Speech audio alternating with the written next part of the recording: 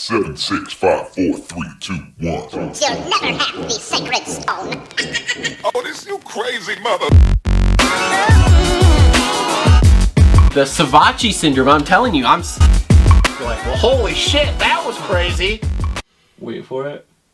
Thick and slick.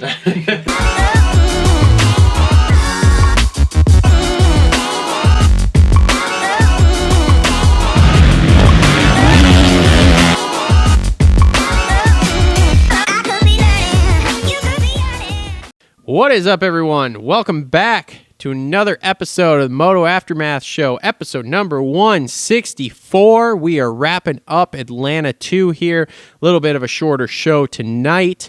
It is a Wednesday night. We had a Super Tuesday race there.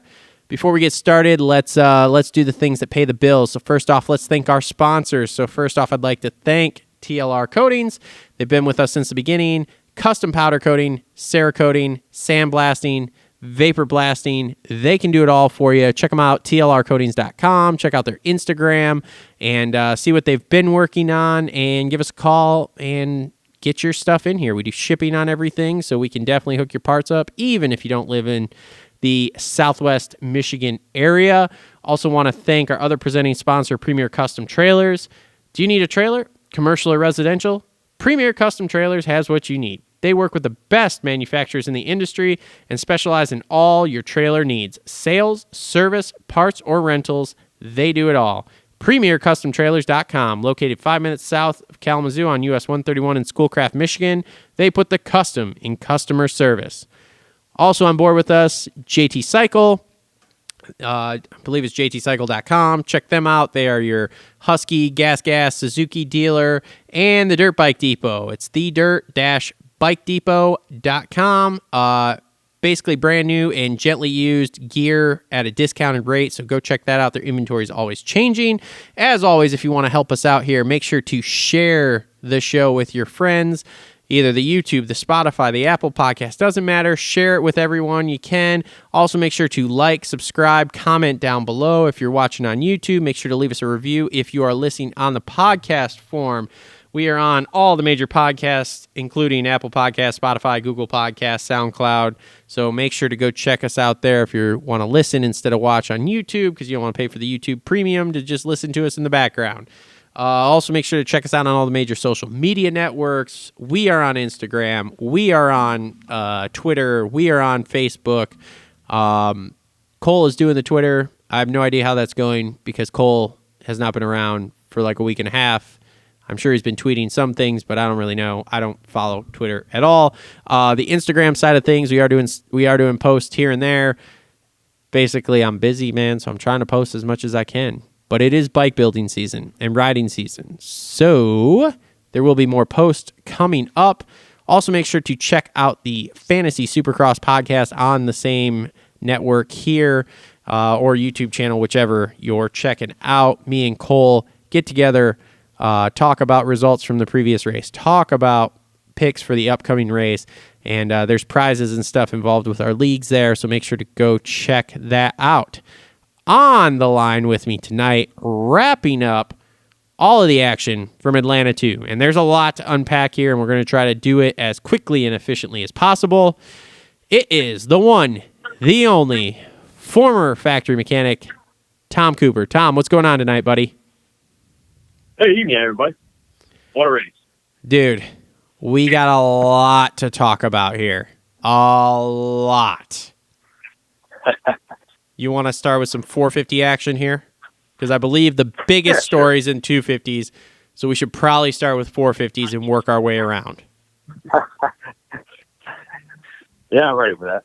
All right, so let's start with 450s. So, first up in 450s, friend of the show, sponsored rider, privateer hero, Kevin Morans, goes down hard in practice. And ends up getting life flighted out of the track. He is okay. I just saw he just put up a post on Instagram. I'd been texting him, but obviously he's been a little busy, seeing as how he was getting life flighted. So basically, back section where they went triple, triple, triple, and then the big supercross triple. First lap of Q1, It looks like he seat bounced super hard in that first triple, and it just, pogo sticked him off the front, and he went to Indonesia hard. He was okay somewhat. He got up. He walked off on his own after being down for a little bit. Excuse me.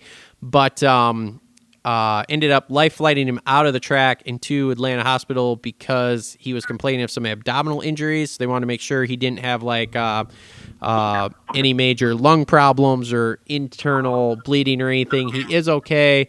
He's got a couple broken ribs. He has a bruised lung. He has a, what do you say, chipped scapula or something. But other than that, he's okay. So he's super sore, but he's all right. But scary moment, as there were lots of them last night on that track. So hopefully he can come back for Saturday's 450 race, but would not surprise me if he didn't. So I don't know. We'll have to wait and see. I haven't talked to him yet. I'm waiting to hear back from him. We sure are glad that he's all right. To see a guy go over the bars like that, I'll tell you, for the fans at home that don't ride, and even for the ones that do, the ones that out there that ride, there's not many things on the world in life that are a worse feeling than when you're going over the bars like that. That is one of those things that sticks with you because it's fucking terrible. Just like some other crashes we're going to talk later tonight. When you're going over the bars and you get packed in your face first into the next jump, that's a terrible thing to happen. Yeah, when I heard it was Moran's that went down, I was like, oh, shit. And then when I saw how it happened, I was like, oh, that sucks so bad. See, the thing was, when it first happened there, I didn't, I guess, see exactly where he was laying during qualifying while I was watching it. And I thought, because when you went that 3-3-3 before that big supercross triple, the transition between the second three and the third three was super, super abrupt and super steep. And like there were dudes getting out of control all day going through that last three section there. So I thought originally that was what he had done, was gotten just buck wild going through that and pitched himself over. But then seeing the video today, it was not that. It was a seat bounce gone wrong. So, oh, buddy, maybe you'll be finding out what them seat bounces are like on your new Yamaha here before too long, eh? Oh, God, I hope not, man. I don't need to fuck myself up like that. So I'm not saying crashing, but I'm saying seat bouncing. This is your first time on a 250 in many years. Oh, no, we'll be fine. Situations, I'm not fast. We're cool. I'm not seat bouncing shit.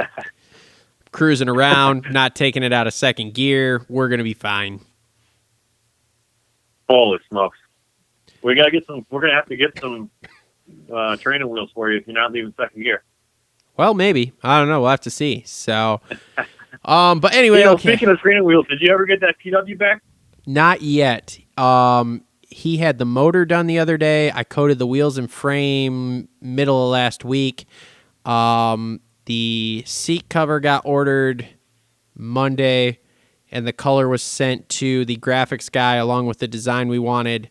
So we're hoping, he told me I should have it by the end of the week. So we'll see. I'm hoping end of the week, first part of next week. So Who would you go with for graphics? Who did we go with? I don't know. It's whoever he uses, man. Yeah. I'm not putting graphics on. Fuck that. I did that. You saw how that went on my Yamaha graphics right now. And that was only number plates, okay? It's fucking terrible. I'm horrible at graphics. I'm not doing graphics for shit. I'll order graphics already installed on the plastics. I'll pay the extra to have them installed. I'll pay the extra for the plastics because I'm not installing graphics. Fuck. Who's doing it, though? I don't know who he uses. I can't remember who he was saying he uses. Whoever your builder uses. Yeah. Whoever he uses is who we're going with for right now. So, well, there better be a Moto Aftermath logo on the shrouds. There should be a Moto Aftermath and TLR Coatings logo on there. So we should be good to go on all that stuff. That's awesome. Back to the issues at hand here, though. So 450 class, man, we were all wrong.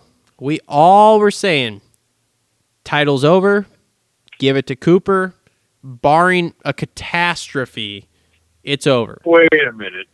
And it didn't take a catastrophe. The fans know that we is not all of we. Because I have not been saying that. You're one of the few. Everybody else has been on that train. It was Cooper's title now. And now it's back in range here. So things got real interesting. This was such a great race for us to have on a Tuesday right before the end of the season. Like, this has made the end of the title chase here that much better on both classes. Oh yeah, 100%. It is. I mean, we're back down to, I believe it's 13-point difference between Kenny and Webb. I mean, the breakdown of Webb yesterday is Webb just looked like shit all day. He didn't look good in qualifying, which that's not anything crazy. In fact, even I, after qualifying, there was comments made on Race Day Live, oh, he's 7th, and then they were like, oh, well, it's just whatever. And even I was like, yeah, Webb doesn't always qualify great. But then you got into the heat race. He didn't look good. You got into the main, and things were happening, and it was not good. It took him like 3 or 4 laps to even figure out the whoop section so that he wouldn't get just complete, like he wouldn't lose 2 seconds in the whoops alone. And even then, he was mediocre, just enough so he wouldn't lose 2 seconds, but not really good enough to keep guys behind him if they were right on him. And then, man, I don't know, like the rest of the track, he still didn't look good. Then you get at the end, he's battling Barsha for like 6th place or something, or no, it was like 4th, I want to say. And what a race! And then, man, Barsha, you just knew that something was going to happen. Like, was there any point during those couple laps that Webb and Barsha were right by each other that you were like, yeah, Webb's going to get by him clean, like no problem, because it was not in my mind. In my mind, there was always a problem. I was really impressed with a lot of riders this weekend, and you may remember a couple of shows back when I was saying that guys like Jason Anderson and Justin Barsha and a few of the other guys, maybe even Diller Francis. I don't think I mentioned Old Dilly, but I think that at least the other two, I said we're going to be contenders at some of these Atlanta rounds. And I tell you what, you see, sometimes all it takes is to get pissed, or if you're playing hockey, you have like a game where you're hungover from the night before out with the boys or whatever. If you got one of those games where you're just fucking pissed, pardon me, kids at home. Sometimes you go out there and you give it a little bit different than you normally would, and I think that we saw that with Jason Anderson. I'm pretty sure that you and I have talked back on the show that might happen in Atlanta, and it did. Totally did. Sorry, I was away from the microphone for a second. Totally did, man. Jason Anderson last night was on fire. He was fun to watch. Feisty in qualifying. I mean, dude, he qualified fastest, so that's always a good sign. But he was feisty in qualifying. He was feisty in that heat race. I mean, the heat race, was a beautiful disaster for him. He stalls it on the gate, which is embarrassing. Like, dude, you're a pro 450 rider. How are you stalling on the gate without your bike actually braking? I don't know. Well, the thing is that when they do starts on those bikes, you do it on a real low RPM, like not much at all. Like on a 250, you're wide open almost, but you're on a 450, you're not high at all.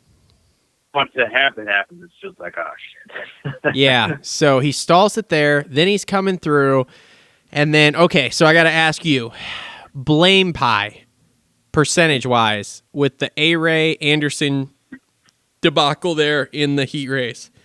Who do you blame? Give a percentage of blame for each one. Oh, there's no blame on Jason Anderson. It's just that Alex Ray fucked up. He got cross-ridered in the rhythm and went to the left. So it's just what happened. And then Anderson doesn't know that, obviously. He just knows that he got landed on, thinking that somebody was coming through being crazy like James Stewart used to do, and that wasn't the case. So, like, Jason Anderson overreacted, I would say. But on the other hand, people are, oh, Ricky Carmichael was crying on the broadcast, and I'm like, put yourself in Jason Anderson's shoes. Fuck that guy. I'm surprised that he didn't do like a Chicken McCasevich punch to the head. I think what I'm talking about. It was in terra firma, you know what I mean? Oh, yeah. No, I really thinking this was about to happen, and Jason just gives him a little licking, and that was because he didn't know any better, right? So after the race, then he kind of say something about it after he knew what would actually happen. But I really thought all the people that are fine about it, like, fuck you guys. You don't know what's foul. You don't know what it's like to be Jason Anderson in third place, number one qualifier. Oh, yeah. No, I mean, don't get me wrong. I'd have been pissed, too, and I'd have been doing the same thing. But, I'll be completely honest. I am surprised. I thought Jason was going to hit him. I really did. The way he got up and he was tongue lashing him. Now, here's the thing, though. I don't agree with the no blame on Jason Anderson. So he clanked the fuck out of that section, and instead of going 3-3-3, he went like 3-2-2-2-1 or some shit out of there. Yeah, he fucked it up. If he goes 3-3-3, in that spot. yeah, if he goes 3-3-3 clean, he doesn't get landed on. And then at the same time, like, I give partial blame to A-Ray too. You know, I'm about a 50-50 split because it's hard with A-Ray though, because you can clearly see he goes for that 3 and just cross runs.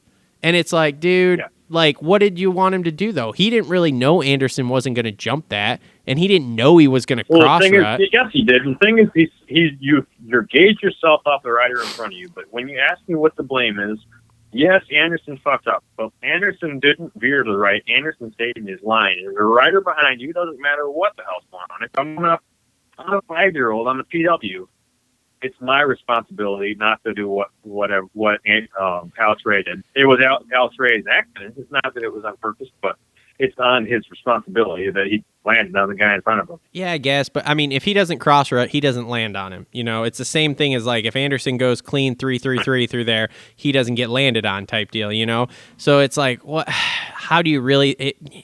racing accident. I think where we get fucked up is the fact that it's Alex Ray, and Alex Ray is fucking wild all the time. It's kind of like when shit happens with Vince Freeze, okay? Vince Freeze has used up all his mulligans, so whenever anything happens, it's always Vince Freeze is an asshole, whether it's really an asshole move or not, you know? Alex Ray... Usually, when you get... Yeah, go ahead. Alex Ray, when he gets wild, he's used up all his... Oh, man, like, dude, he just got cross-rutted. Like, that was a fucking wild, rare thing or whatever, because Alex Ray's always fucking wild. So... he's in a bad spot. I give Anderson credit for being on the podium and being like, you know what? I fucked up earlier. Like, I was just pissed. I shouldn't have yelled at him the way I did, but, you know, just heat of the moment type shit. So I give him credit for doing that. And I kind of figured when he goes back and watches that video, he's going to be like, well, he cross-rutted. He didn't mean to land on me, you know. It wasn't like he was following my line or whatever. So, but yeah. So, I mean, I don't know. Like I said, it's hard to really split the blame pie, so I'm just going to go as a racing incident. Both parties are at fault, and we're moving on.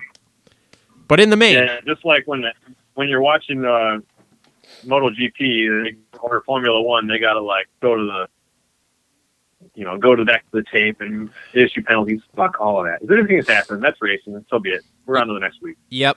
Now, with that being said, how... if you're Anderson, are you more pissed you got landed on, or more pissed at yourself because instead of just getting up and going, you stood there and fucking lashed at fucking A-Ray for 30 seconds, and then you come up fucking half a bike length short, qualifying directly into the main because you did that shit instead of going? Here's the thing. I believe that as your part of your career, you kind of got to go through a couple of those things. And although Rich had a hard time about it yesterday, don't get me wrong, it has merit. I think that there are things like that you go through to build the character that a guy like Chad Reed has when he's late in his career, because you have to go through that kind of weird shit and grow from it, right? So, like for Jason Anderson, he's cool as a cucumber. He's way cooler, so to say, than he should be as a elite racer. He should be kind of feisty, right? Like he was when he was pissed. But I think that it was important that he went through that. And the other is it's one of those things that I think that it's almost a special moment when he does come up half of a bike lane short or whatever, because the miraculous ride that he got there. And it was kind of like it was supposed to be that way kind of thing as far as I was concerned. Yeah, it was. I also believe, one thing I want to really mention is I also very strongly believe in fighting. And I think that if you get into a situation like that where a guy is a dick to you and just oopses on you accidentally like Vince Freeze, I really strongly believe in fighting because it would very quickly correct the issue, just like in hockey it does, and it's worked for 100 years. Yep. I very strongly believe that. Like you brought up Vince Freeze earlier, and I very strongly, I know I've been around Vince a long time, back in the day at least, and he's a really nice guy, but he does that stuff as like it's his mental game, if you will, when he's racing. even if it's an oops, it's a oops kind of thing. You know what I mean? Yeah. So I very strongly believe that if there is that kind of stuff in racing, that it's very important that it self-corrects itself. Not the AMA coming in and slapping them on the wrist with some fucking lame penalties, because it's always like it's the worst for the fans because it kind of fucks it up. You know what I mean? I don't know if we're right on censored show or not, but whatever. But I really think that for Jason Anderson, that was one of the things that made him a real contender last night or whatever at Atlanta 2, because he came back, and although he had to ride the LCQ and stuff, when he rode pissed, it was in Jason Anderson we haven't seen in a while, and I think that he needs that. Yeah, he was definitely on fire last night, and there's been a fire under his ass for the last few races here, where it's like he's definitely trying to win, and the talk is definitely it's so fun to watch. He hasn't won since 2018, so it's not going to surprise me if this last 3 we see him pull one off. Like, it will not surprise me. I don't want to slight the other guys that are beating him right now, because they're there because they're sick and they work so hard and everything is going great. But I think that for Jason Anderson's example, he still has the ability to go as fast as he can to be number one or so, up there a little bit more. I think that it's like the taking it easy kind of thing that keeps him a little teeny bit behind a lot of the time. I think that when he's pissed or whatever, that little bit of engagement, that little feistiness. I don't know, if you've ever had times where you rode like that, but when you're like, I'm fucking roasting this clutch today, I'm just going to beat up, I'm going to take it out, whatever I'm feeling right now, and take it out on the bike. I think that when Jason Anderson has that little bit of fight, he's dangerous. Mm-hmm. And I think that when he was really good was when Cole Seeley was in there, and he would take Cole Seeley out like every single week. And I thought that was something that I honestly thought that it was something that gave a little bit of power to Jason Anderson, not in any way towards Cole Seeley, but it just gave him that little bit of attack. Yeah. And I think that there's a couple of riders that I think that kind of attack thing is something that Ken Roczen is lacking right now. And I think it's something that Cooper Webb is very good at. I really think that that's something that makes Cooper Webb the guy right now. Yeah. Here's the one thing with Coop, though. Coop has not looked good in Atlanta so far. I don't know if it's the long tracks. I don't know if it's the setup. I don't know what the hell it is, but Atlanta 1 and Atlanta 2, he has not looked good. Like, he did not look good Saturday night. He did not look good Tuesday. If he has another off day on Saturday and Kenny wins, even let's say Coop gets on the box. Let's say Coop goes second or third Saturday and Kenny wins. I mean, we're down to a 10-point race with two races to go. Mm-hmm. Let me ask you this. Did you really think that Cooper Webb looked off, or do you think that it could be that Eli Tomac, Chase Sexton, and Ken Roczen were on? No. Webb was definitely off. If Webb wasn't off, Webb is on the box. Do I think he's beating Kenny? No. It was close. Do I think he's beating Chase, and do I think he's beating Anderson? Yes. Even though Chase is riding great, and Chase is another guy that if you put him in like Salt Lake City here, I could see, and he gets a start, and the track's a little tighter in Salt Lake, and there's not a lot of passing or whatever, Chase could very easily get a win. He has the speed to get a win, with especially if the circumstances are right. Anderson, he looks really good. Yeah, Anderson, same way. But even when those guys are on it, Webb, I feel, has almost equal the speed and 3 times as much racecraft to be able to get around those guys and break them. I mean, Webb is the Eli Tomac without quite so much just pure raw bulldogness at the end of the race, if that makes sense. He's more of a thinking his way through it than having to just absolutely outwork you and go Mach fucking 10 around every corner. I mean, even last night, when we got into the second half of that main, I was like, I don't know that he's out of it yet. He's not looking great, but it would not surprise me in this last 10 minutes if all of a sudden he kicks it in the gear and comes back and gets second. So the fact that he didn't kick it into gear And he, in fact, was battling with Barsha, battling with Tomac, could not go anywhere. Man, so good. And then faded back. I mean, because let's face it, we haven't seen it this year. Now, one interesting stat that I did see was it last night on the broadcast or was it during Race Day Live? So they put up the average finish for everyone for the season. Webb is the best so far, but his average finish is only like a 5.2, which is absolutely fucking wild that it's a 5.2 and we feel like he's dominating and he's got 6 wins and shit like that. Because you go back to like the Dungey days, Dungey's average was like 3 at like a 3 point something at worst. He was like a 2 point something most of the time. So it's absolutely wild. Yeah, he was always 2 also. Yeah, it was always. That was something he was very good at. He was kind of the first rider that I remember in history that was so good at dominating by taking second all the time. He would win. There was a couple seasons where he won a lot, but there was a lot of times when he was up there because he would fucking take great seconds every weekend. Podium you to death, dude. Podium you to death. I mean, dude, when I first got back into this in 2014, it would piss me off that he was so close to the title or like right in the title fight, or even when he was winning the last like 3 years there. I was so mad because it's like, dude, I want the guy who wins to be the best guy, to be the guy that wins the most races, etc. So I'm watching Tomac, dominate 9 races a year and have a couple really bad ones, and then Dungey's winning the title. I'm like, this is fucking stupid. He is not the fastest guy. Like, I get it. Law of averages, all this shit. I completely understand that, but it still pissed me off to no end because in my mind, I'm like, this is just not how this works. If you're as fast as Tomac, where you can fucking go out and beat this guy by 30 seconds, like, you should be winning. And so it was just wild to me to see, like, someone leading who were all like, man, he's been so dominant this year, like, struggled a little bit in the beginning, but still, can pull it off and have decent finishes. And it's like, his average is a 5.2. It was wild to me. It was absolutely wild. So, just shows the inconsistency and I guess how deep the field really is at this point, Just like we've all preached on all these shows, everyone across every podcast network, deepest field ever, and then it's like, man, you get down to it, and it's like, well, we got 22 factory dudes, So, I mean, you have guys that are past champions that are literally fighting for their life for a 6th to 9th place finish. It says a lot about Kevin Moran too. 100%. 100%. I'm really excited about that young man.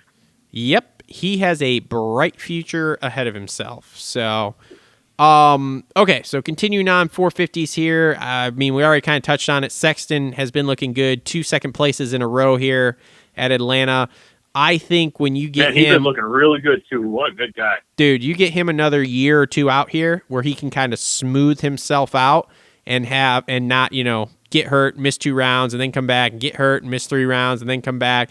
I mean, you're looking at a major title contender, I feel like, because his speed is there. The thing that he needs to learn the most is from James Stewart. So James Stewart was the guy at going from last to first, passing 2 guys in the corner and stuff.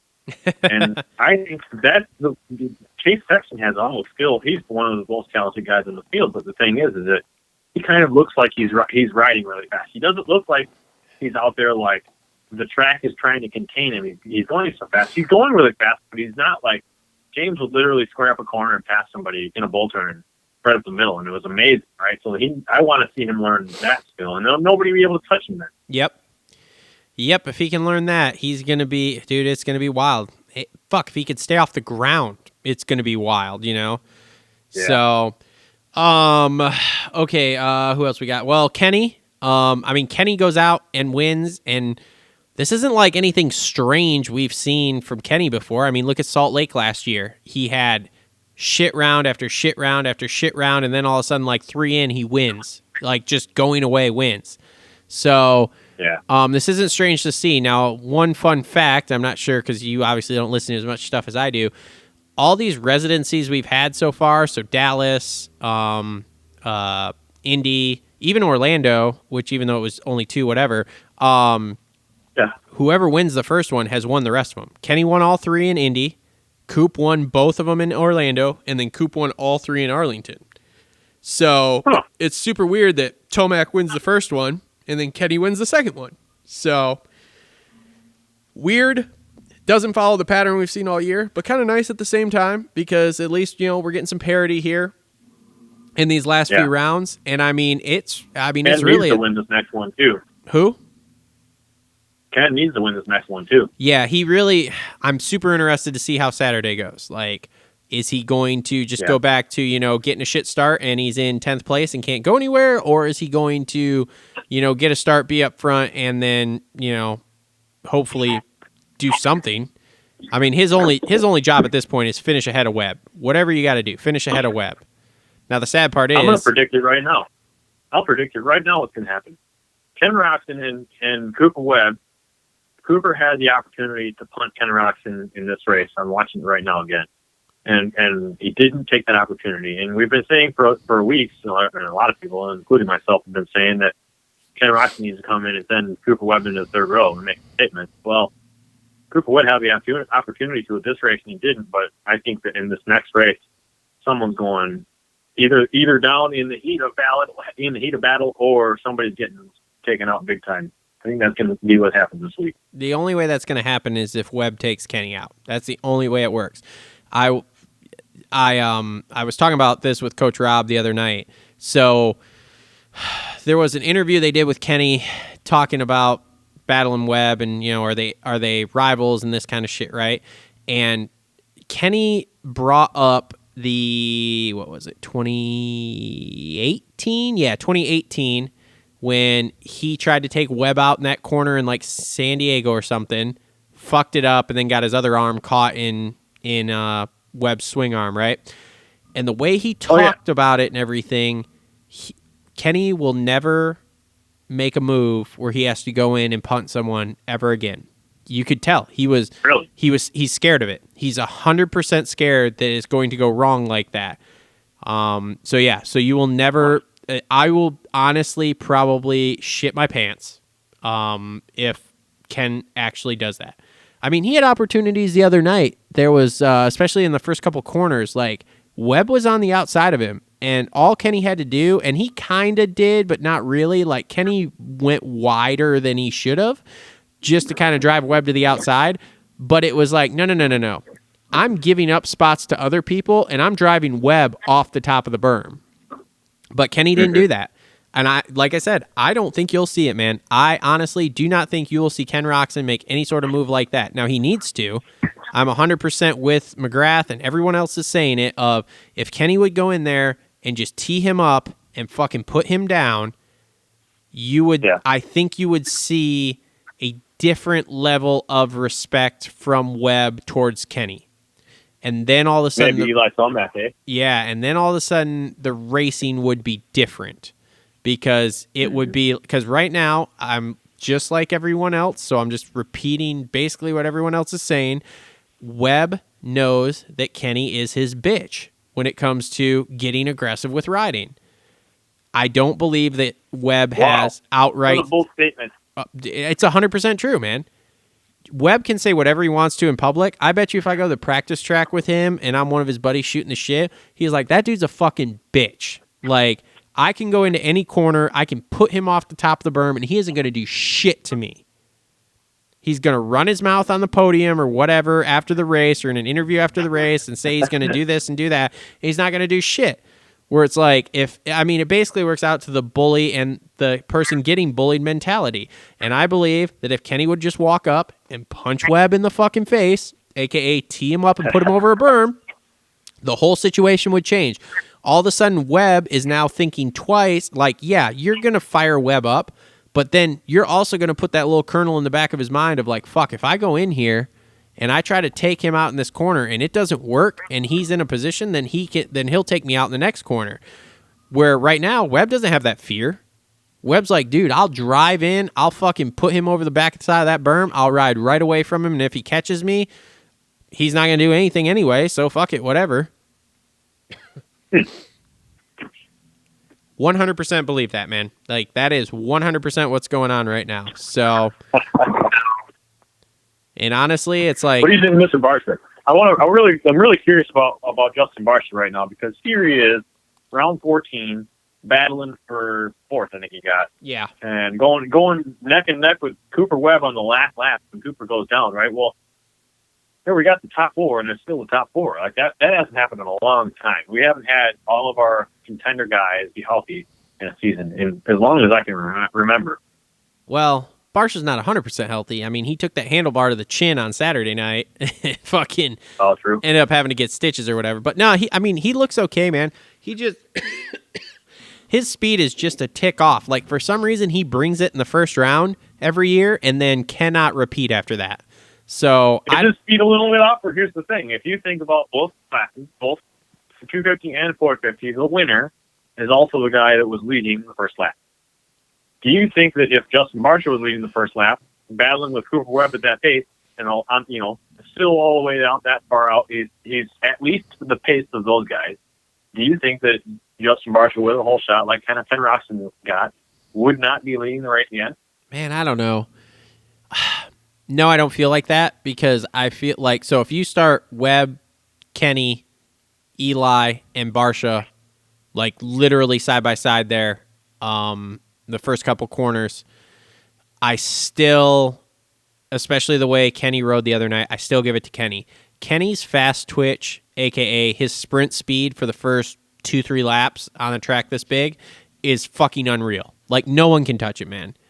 He rides as fast those first 2-3 laps on that track as Tomac or Webb would put down the last 3 laps.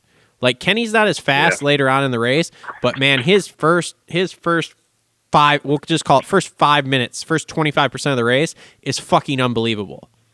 Absolutely unbelievable. And that's how Kenny's races work. It's taken a while for me to really dial it in and like notice it, and it's 100% how it works. Like, if you watch the races Kenny wins, he hole shots, he sprints for like the first 5 minutes, builds up this huge lead, and you can tell when it's going to happen, because he will, just like the other night, he'll put 2.5-3 seconds a lap on him.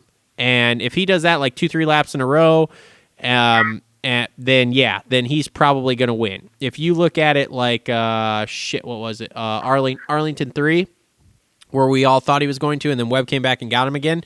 He didn't put 5 seconds on him, but it was like over the course of the first 8 minutes. So they had done, 10 laps, 11 laps already, and he'd only put 8 seconds on him. So I was like, oh boy, this is going to be close, because the second half of the race, I knew Webb would come on there, and sure as shit, he did. Because I know the end of the race, like, Kenny is not as strong. He is absolutely not as strong, and I'm not sure how the outdoors is going to go for him, to be completely honest, because I'm not sure if it's a health thing or if it's literally just his riding style now. Obviously, the last time we saw him ride outdoors, he was really fucking good. And we've seen him ride super fucking good in outdoors and win like 20 out of 24 motos, but whatever. But yeah, I don't know. So it's one of those things. It's just like, even on Saturday night here, this coming Saturday, if you watch it, if Kenny's looking good all day, he's towards the top of the board, he's feeling it. If he goes out those first 2 to 3 laps and puts down like 6 seconds on those guys, okay, cool, he's probably going to win. If he's 5 seconds or less, he's in trouble. I mean, all right. It's go back and watch the races. I'm telling you, you go back to all 3 of those indies. What did he do? He whole shot the race. He laid down 5 minutes of absolute fucking blistering, like, get the hell out of Dodge pace, and he fucking coasted in for the win. It's just so hard if you don't get the whole shot to make up that time, because whoever's out front is just going all out. Like, it's very difficult once the pack kind of goes single file through the racetrack, if you will. Now it's very difficult to run down the leader, because they have clean air in front of them, nothing else, for a long time. Yeah. Now let me ask you this: these Atlanta tracks are huge. Okay, Supercross on steroids is what we're calling it. Obviously, I love these tracks. I absolutely fucking love these tracks. They're fucking great. But do you feel like the track so far, and obviously it was, the same track, just backwards, basically. Do you feel like there hasn't been a lot of passing done in it? Yes, no. So yes, because if you're going to have it be that fast, you have to make it wider. I've been saying the whole year on this show that we need to make the tracks wider. And when you have a track same width as the other ones, but a whole year faster, it makes the track come across as narrower. It's harder to pass because you have to carry so much speed through all the corners, especially when you got like 45-degree corners. Yep. Everybody kind of goes to the middle of the apex. It cuts a lot of passing out because of that. However, I think that this track, both Atlanta races, but especially this last one, was one of the funnest looking motocross or supercross tracks I've ever seen. Oh yeah, And 100%. so much so that it has me considering coming out of retirement, not to really race, but put a helmet on again. Yeah. Because it looks fun as hell. Yep. Yeah, I mean, don't get me wrong, I'm with you. I love it. I think that these big tracks are awesome. But again, I don't feel like there was necessarily a ton of passing. Now, with that being said, contradicting your argument there of the whole track being narrower or whatever, or they need to widen it a little bit. I will agree that yes, that's something that probably needs to be done. But the guys are actually talking about how open the track feels. And what I think Daniel Blair said on Race Day Live is, yes, of course it feels more open. When you're in the stadium, they take these tough blocks and it's literally end-to-end touching tough blocks, right? When they're out here on this huge track, they don't have enough tough blocks to do that. So the tough blocks are spread out. Oh. It feels more open because like Tomac and them had made comments about how open the track felt. That's cool. So yes, it probably if we had tough blocks literally lining end to end that track, it probably would feel a lot narrower strictly for the fact of, like you said, the speeds are so much higher. But because the speeds are higher, but the tough blocks aren't end to end, so you feel like you have places where you could get off if you really needed to type deal, I think it feels okay. But I will agree with you too, like those 45-degree corners, like that whole straightaway rhythm section with the check-up jumps and the sand section, everything that runs whatever they keep saying, like 1,500 feet from turn 1 to turn 4. Yeah, that's fucking awesome. But those 45-degree kinks in there are, I mean, like you said, it's a fucking single line through there. It's a goat trail, basically. There was a couple of cool passes in there. So I remember in the 250 main, Mitchell Harrison made a sweet pass in there, and I was like, wow. Because if you're on the left side, so to say, and you go over that hump. Well, there's another pass that I was about to mention, but there's for like Mitchell Harrison's one, he went and he cut under. So he went way left, and then he held left, and then he cut, just kind of squared up, and he made a big pass from that. But here's the thing: I watched later in the day, 450 main, Jason Anderson bunny hopped the roller on the inside, and it was so sick. That's the Jason Anderson shit that makes him incredible. And what we were talking earlier about some of the things that Chase Sexton needs to learn about, like when I mentioned James Stewart kind of squaring up a bull turn and passing somebody, it's exactly what I just witnessed Jason Anderson do on Cooper Webb. Absolutely fantastic pass, coming out of the whoops, wide open, and hit the outside and pivot and go straight across the corner and then pivots again and pass Cooper Webb. Cooper didn't know what the hell hit him right there. Yep. Amazing. Now, when you were talking about bunny hopping over that roller, you're talking that 45 where they were coming, they came over the like tunnel jump there, and then at like 45, and on the inside there was that big ass anthill or whatever that they were kind of going over. Yeah. Towards the end of the 450 main, it took me a few times seeing it, but yeah, it actually got pocketed out before it. So like there were multiple. Actually, it wasn't after the tunnel jumps. So there's a whoop section, and then there's like a big double, kind of like a triple, a couple more whoops, and then a right-hand bull turn, a double, and then this 45 right, or 45 left, 45 right. And it's like when you go 45 left, there's the hill thing, and then through the next right-hander, there's kind of a whoop section through it.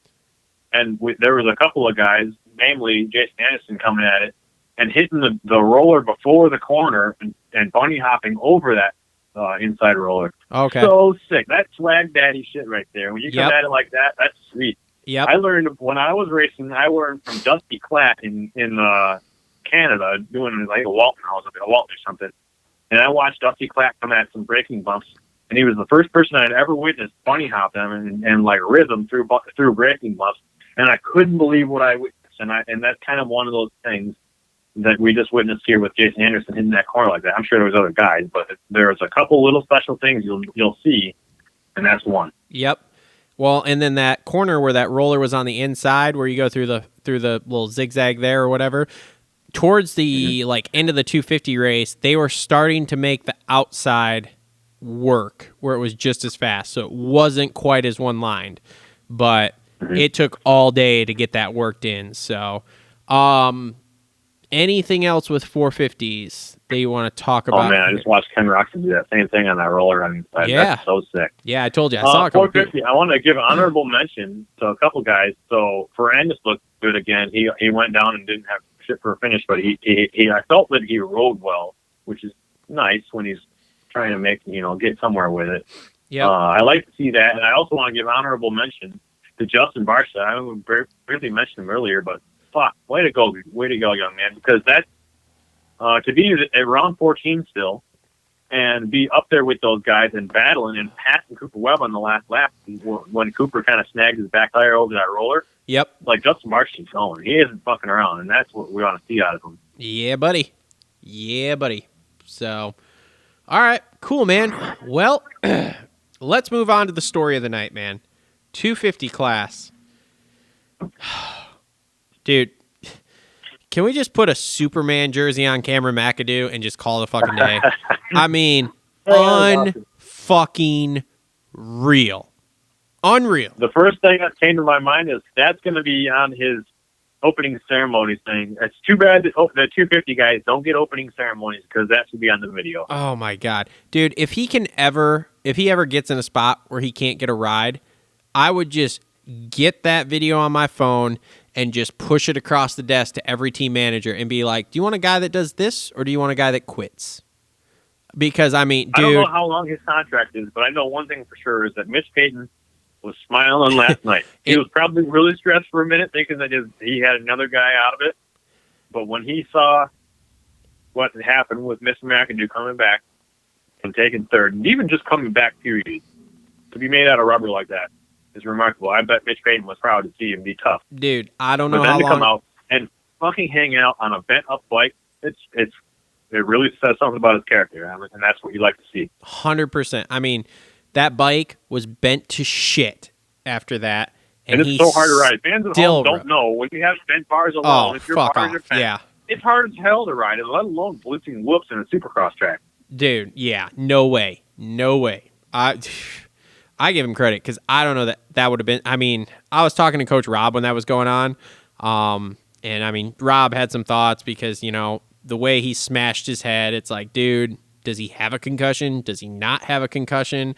And I mean, none of us, including Coach Rob, none of us were faulting him for wanting to keep riding.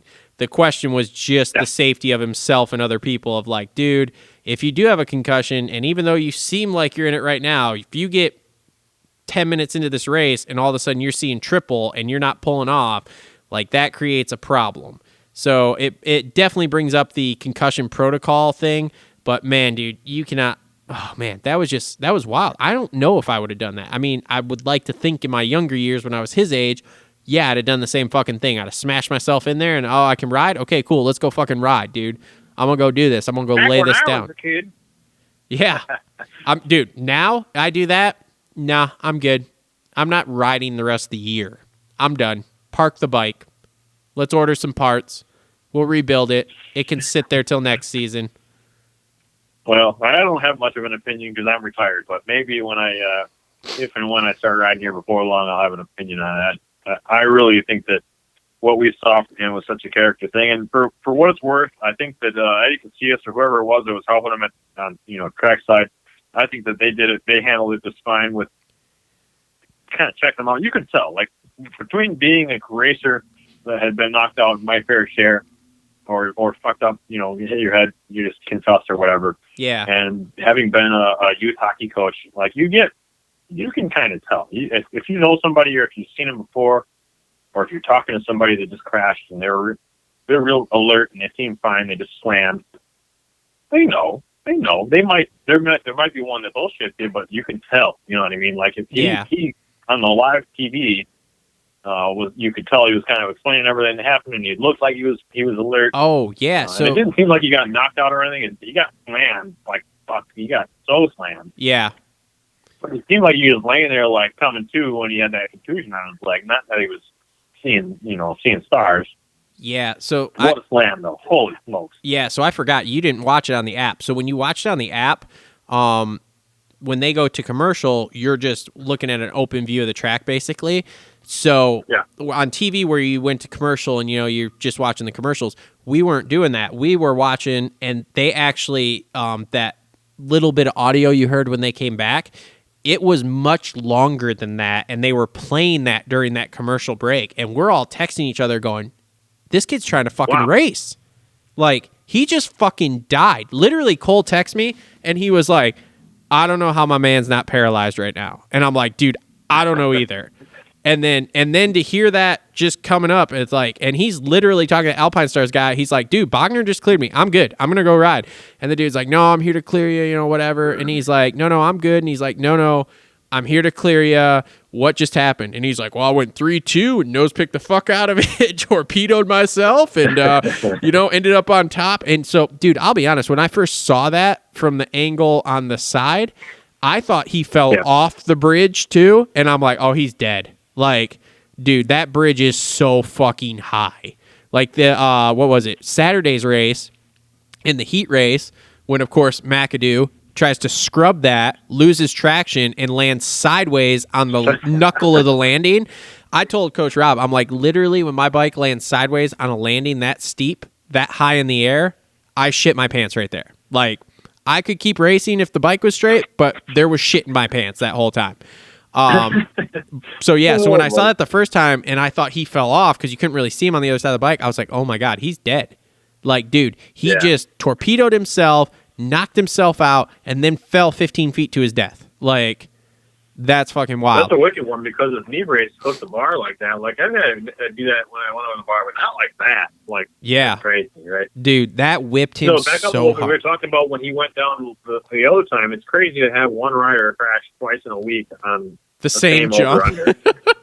I know. That's gotta be something on his head a little bit. But I really think that something that didn't get mentioned much. Maybe that's because I don't listen to any other podcast at all. But I really thought that part of him going down at the last race with on that over under, I think that it was because Hunter Lawrence ran it in on him and didn't hit him, but was leaning on him a little bit and made it slide out. I really think that had a lot to do with it. I don't know for sure, but I think the broadcast didn't say shit about it. Ricky Carmichael was probably just busy saying it was a mistake. So I'm not 100% sure that was the thing. So what all the guys were saying was that track was much slicker when they started in the heats there than what they all thought. They all looked at it and thought, oh, it was okay. Because when they had the rain delay in the afternoon and everything, supposedly it was drizzling, but it wasn't like downpouring.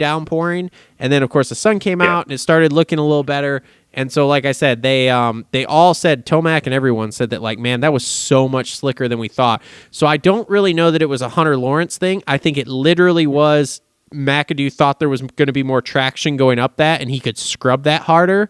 And then, obviously, if it's slicker than you think, you're fucking trying to scrub hard as shit and you just lose traction on the rear wheel. And, of course, you're, torquing the bike, so it's just going to go sideways. So, yeah, I'm not 100%. I mean, you may be onto something a little bit there, but I'm not 100% sure that was the issue. If it was dry, I would say, yeah, you're totally right. Like, Lawrence leaned it in on him and, whatever, caused a reaction. But with the way the track was that day, I'm not 100% sure. So, what do you think the chances is McAdoo could even get out of bed this morning? And I don't know. The thing is that when you're, I think he's 18, maybe 19. Let me see. Oh, it doesn't say on here, but he's young, right? And he's not probably young. I'm 31 now, and it doesn't feel the same, right? So, like, I'm trying to think back to when I was that age. I felt like I was pretty much rubber, and maybe I kind of was, because I crashed all the time, and most of the time I wouldn't get injured. But and he really hit harsh, right? Yeah. So, like, to think that he was available, that he was able to do what he did, whether it was on adrenaline alone or whatever, is saying something. But I really think that that's really saying something about how fucking he bounced back like that, because, man, it's wild. Yeah. Now, getting away from that, Justin Cooper goes out, does what he needs to do. hole shots both times, and wire to wire wins it, extends the points lead out to 9. So it's still doable for McAdoo, especially with the East-West shootout. But I definitely think that McAdoo has to do something Saturday. Like, McAdoo needs to finish in front of him, even if it means that they're playing cat and mouse and they end up, say, second and third and fourth, whatever. So it's definitely not out of reach, but it's getting to the point that's like, well, McAdoo, you got to stop the bleeding here, man. Like, you're going to have to actually beat Justin Cooper. And again, I truly think that it's going to be Cooper's wrongdoing. I think that's gonna be what happens. I would wholeheartedly agree with you, because I don't think that Cooper has it all figured out yet, where he can just consistently. I mean, we've seen it already this year. Look at Daytona. So Justin Cooper. I kind of look at him now as like the James Bond, right? I think that he's kind of like the James Bond villain, and he kind of looks like it too. But I think that McAdoo and Hunter Lawrence are coming for him pretty quickly, right? So dude, it'll be real interesting to see how the next couple of rounds there. Hunter Lawrence looks super fucking good. Hunter Lawrence, man, them boys next year are in trouble. Once he has figured this out here, where he can stay healthy. I mean, dude, look at it. He's on what? What are we? We got two more to go. So he's done 72. So he's done 9 supercross races. 9. And he has won one.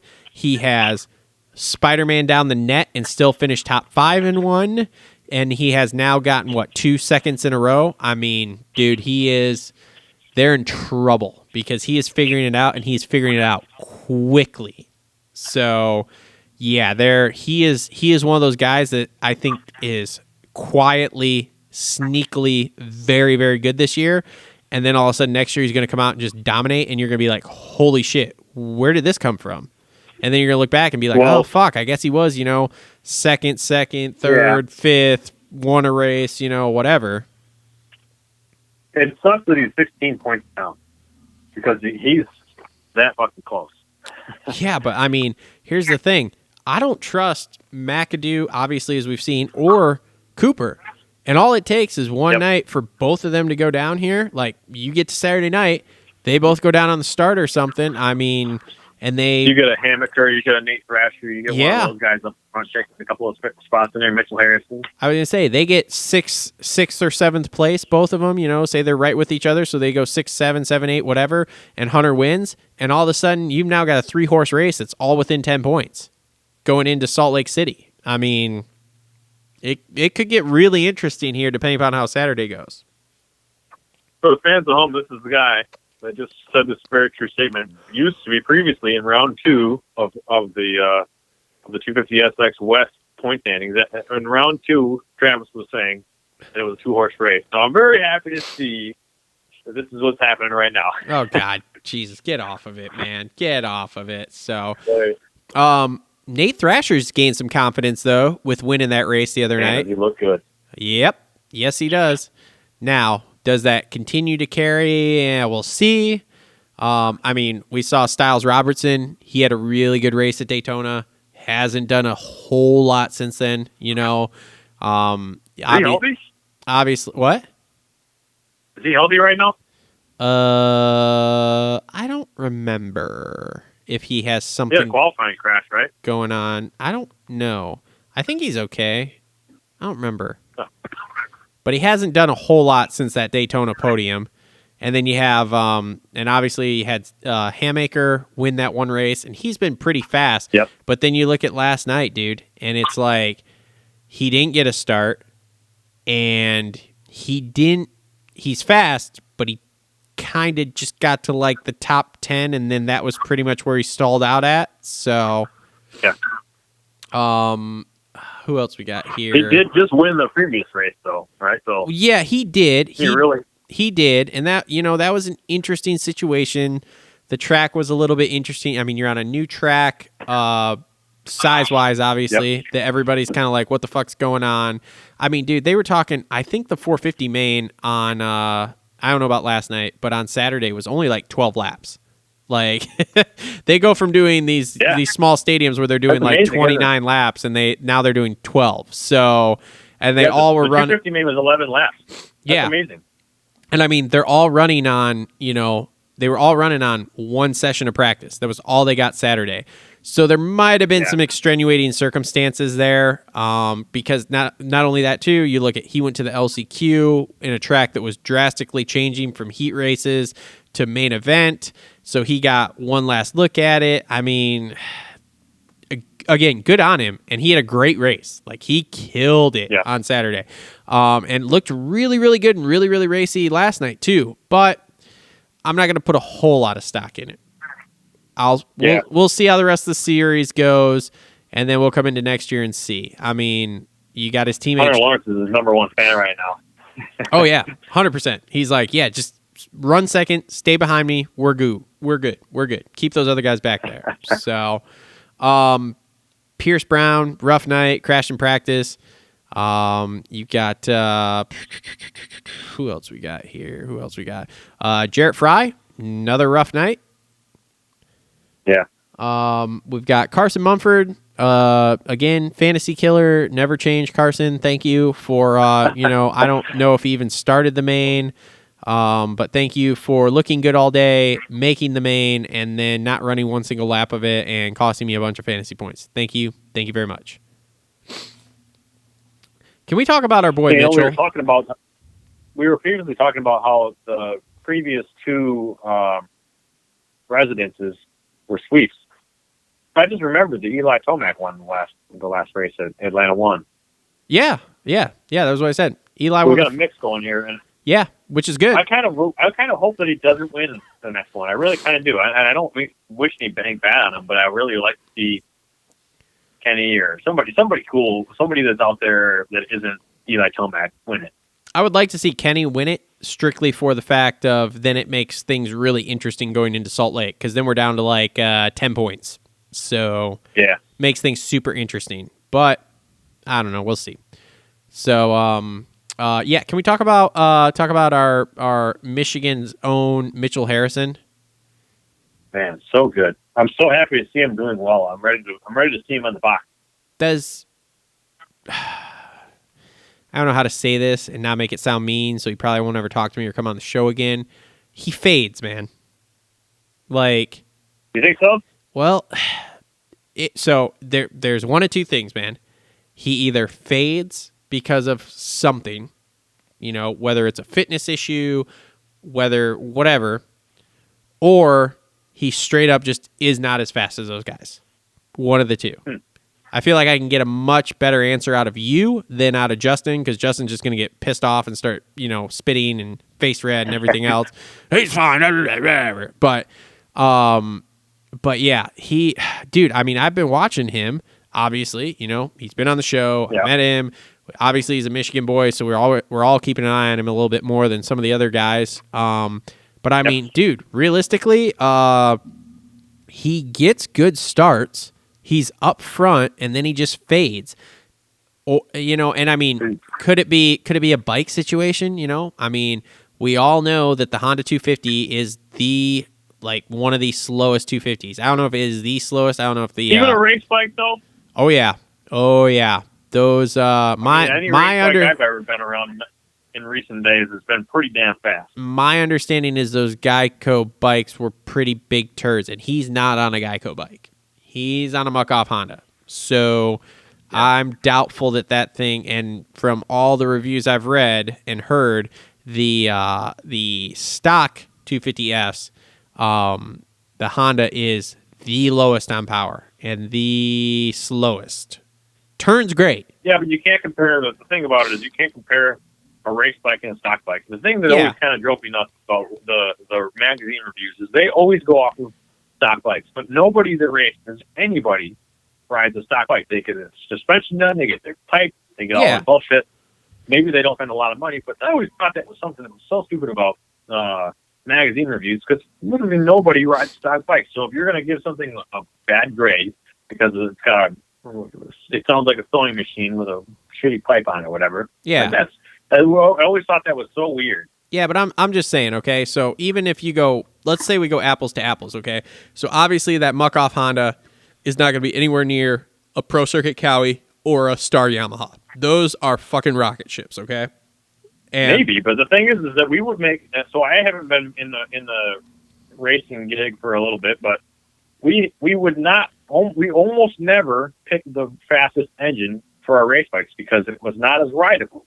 yeah. So maybe they have a little bit better peak or whatever they got going because Pro Circuit and those guys are unbelievable. But I don't think that they're having any issue finding power. I think that all the bikes are pretty damn good right now. Yeah, I mean, I don't know, man. Look, I'm trying. Allegedly, the Yamaha is super sick. Yeah, I mean, so that's just where I go though. The Yamaha is so good stock that if you do anything to that motor, I mean, it literally is turning into a rocket ship, and I can attest to that somewhat because I have a brand new 250F Yamaha, so it's like. Even if you get down to like the Club MX bikes, okay, which is like we'll call it the second tier team. So the Muck-Off Honda, the Club MX, Marchbank. Yamaha, yeah, dude. I have to think that Marchbank's bike is still putting down 4 horse, 5 horse more than that Muck-Off Honda.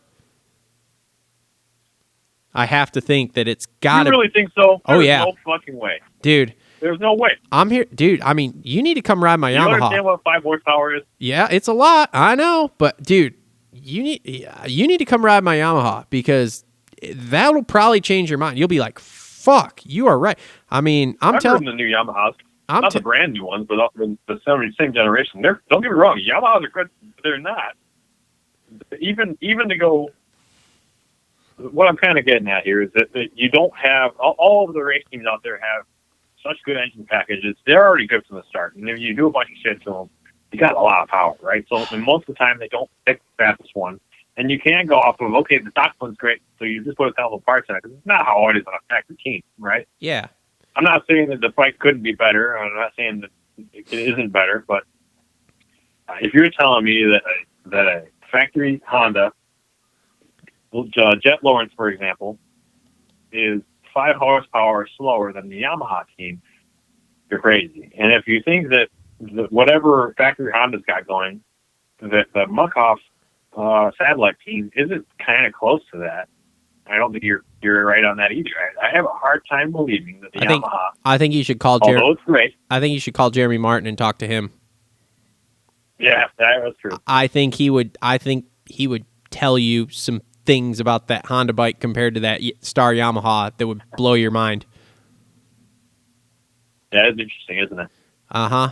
I've heard some things through the grapevine through people of him talking about the two, and dude, those Hondas are. Craig was saying that too, and he's not even. Significant. He's kind of he's the most partial of any of them. Yeah, significantly slower is my understanding. Like significantly, like the fact that J-Mart took that points race as far as he did last year against Ferrandis on that Yamaha blows people's minds because so I don't know exact numbers, man, but I'm telling you significantly, and I'm trying to give an out here that's not a knock on Mitchell's physical capability.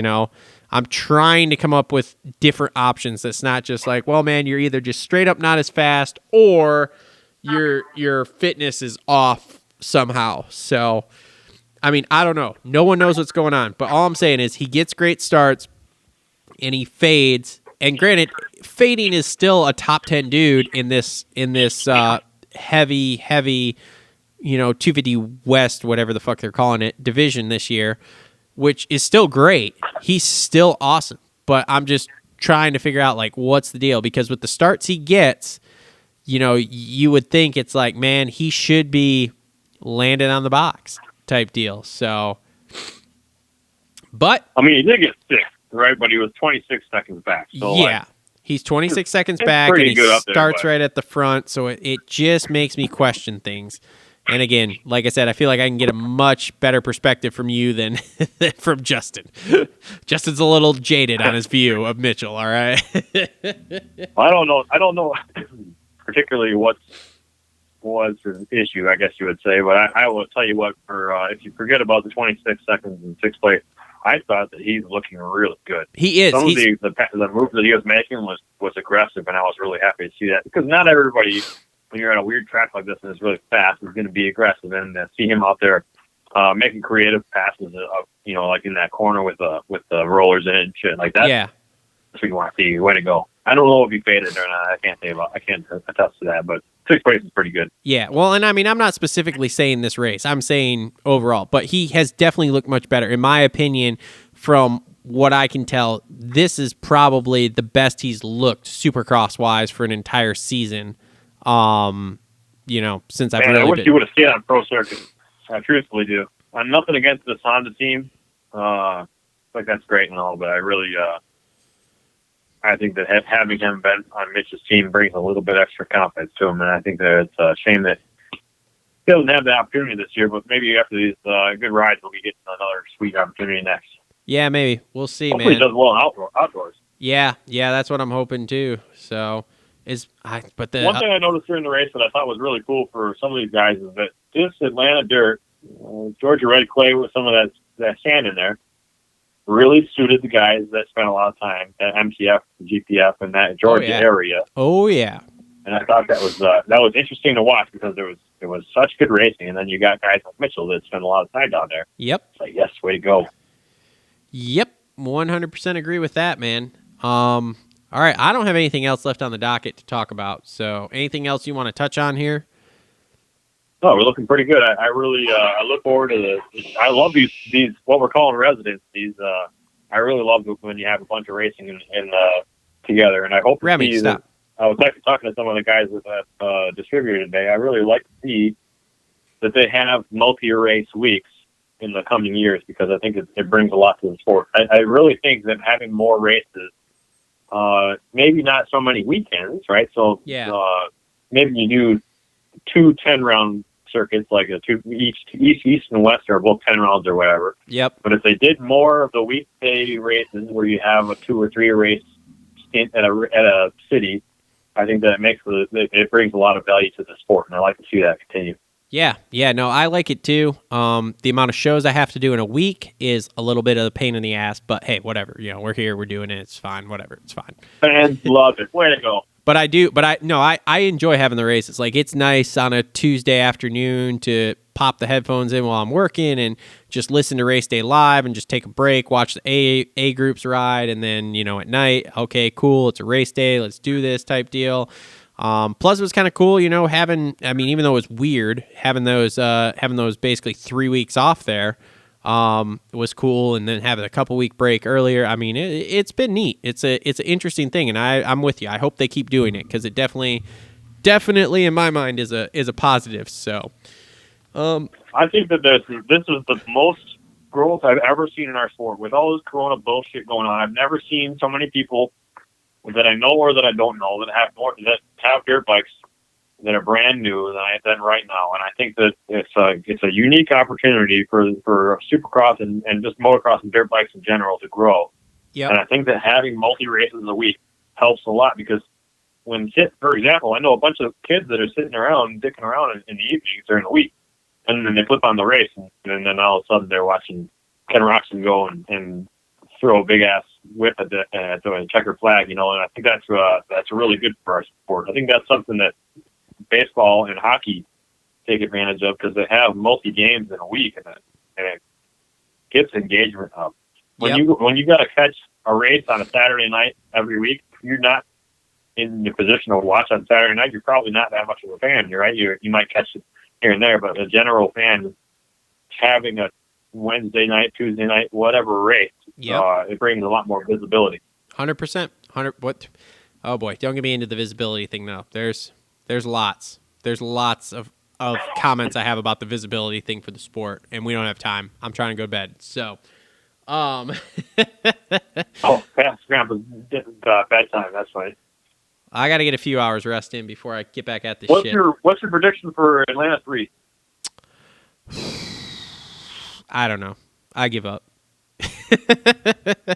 Doesn't matter what my predictions are; they're going to be wrong because trust me, my fantasy season is definitely taking a nosedive. Shit, dude. I don't know. I mean, it really is. Oh shit. It really is a toss-up at this point, man. to be completely honest. Like, most of the time here, if things would have gone like they have for the other residencies, I'd just be like, oh, whoever won 450s is winning, and then, whatever with the 250s. Honestly, I guess I'm going to go this way. I'm going to say Hunter Lawrence is going to get a 250 win because he's just been knocking on the door these first two, so I think he's going to get a 250 win. And then in the 450s, man, I'll tell you what, man, if Anderson rides the way he did the other day and gets a halfway decent start, like say he's in the top 5 instead of 5 to 10, I think he wins the 450 race. Wow. Yep, that's going from downtown. He's bold today. That's where I'm going with that. Mostly because I'd like to see it. I'd like I'll to see another winner. I'd like to see the 41 get another win. I think that's in the cards. I don't know who wins the 450s. I kind of I just have a weird feeling that it's going to be Eli Tomac, but I don't. That's not my pick. So I think that probably will be him. I mean, that's part of the best part about the 450s right now. Okay, so Eli Tomac has been good at the speedway races. Okay, he won obviously the first Atlanta, he won Daytona, so I could see him winning. If Kenny shows up like he did the other day, Kenny could win. If Coop fucking is pissed off and bounces back, Coop could win. If Anderson shows up like he did the other day and gets a start, like I said, again, top 5 start, Ando could easily win.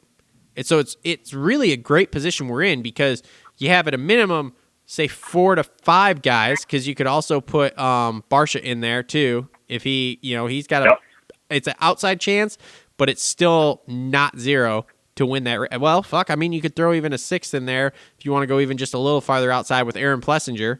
Or Marv. Yeah. I think Marv's, but he still goes fast. Yeah, Marv still goes fast, but Marv's having a really weird season, so I don't know if I see Marv winning, to be really honest with you. He looks shook. That's even farther outside. I think he is, man. I really think he's retiring, so. Really? Oh, yeah. Yeah, I think he's done after this year. Wow. I could see him going to a different team. I think that would be suitable, too. I think that it would be a good move for him to go to a different team, but retiring will be bold. The rumor is that he wanted to actually retire, and they actually made him ride this year, but he didn't want to. So, everyone's pretty sure he's done. Now, the other rumor is that Red Bull KTM is coming back with 3 riders next year, so you're going to have Webb and 2 other people. So there's talks of Marv, but who knows? And then according to some pretty reliable sources, and it's been put out there through like Pulp-MX and some other places, Plessinger has an offer on the table from Red Bull KTM also. So really? Yeah, which is interesting, and I think it's a bad move for him. I'm going to contradict everyone else out there. I think it's a terrible move for him to go that route. Why? Why would going to Roger DeCoster, Ian Harrison be a bad move? So let me explain this.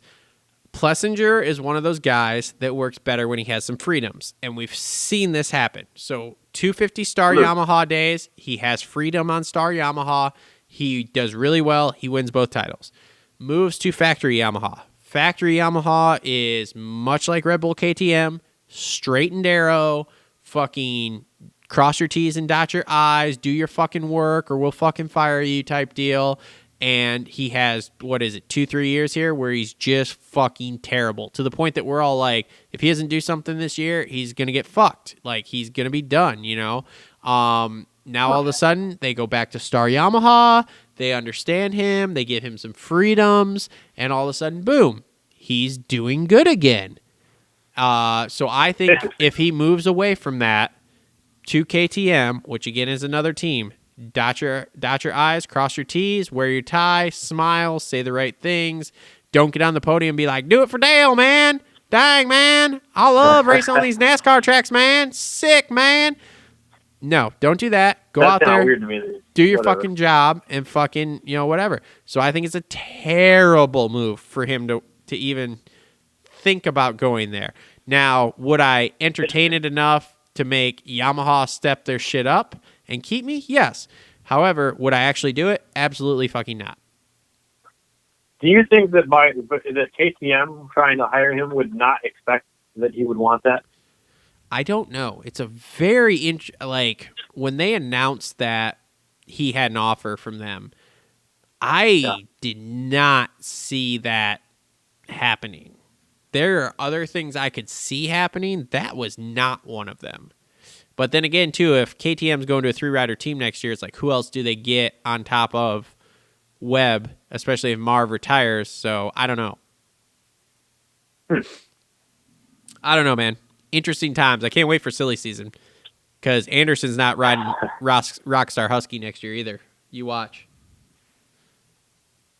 Well, it has a lot to do with Bobby Hewitt does anything. Yeah, oh yeah. No, that's 100% the thing. What was it that I heard? Hondas? I don't remember. Really? Yeah. Honda needs a 250 team. No disrespect to Muckoff. They need a legit team. Well, they have Michael Lindsay's team is kind of under the factory, whatever.